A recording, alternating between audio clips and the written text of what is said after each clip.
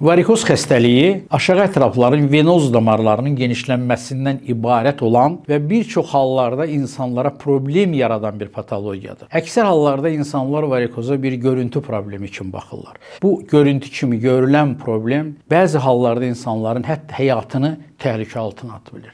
Nədən ibarətdir? Varikoz nədir? Niyə bu cürə problemlərlə biz qarşılaşırıq? Birincidən bu da bu deməkdir ki, varikoz xəstəliyinin xüsusilə də əgər damarlarda genişlənmə, yəni biz magistral damarlar deyirik, onların genişlənməsi varsa, bu insanlar bir çox ciddi problemlərə namizəddirlər. Bunlar nədir? Varikozun ən önəmli, ağır, ən diqqət cəlb edən fəsadı varikoz olan damarlarda trombun yaranmasıdır. Tromb təhlükəsi yarandıqda artıq bu həyat üçün ciddi bir təhlükəyə çevrilir. Ona görə də bundan vaxtında qurtarmaq, bunu vaxtında həll etmək ciddi bir məsələdir. Digər problemlərə isə aiddir varikoz genişlənmiş damarlardan qan axmalar, bu da ciddi problem sayılır və uzun müddət sağalmadıqda isə trafiki xoraların yaranması. Hansı ki, bunlar da uzun müddət sağalmır. Ona görə də bu problemlərlə qarşılaşmaq istəmirsinizsə də vaxtında bizə müraciət edin. Bu problemin həllində biz sizə köməkçilik göstərə bilərik. Təşəkkür edirəm diqqətinizə görə.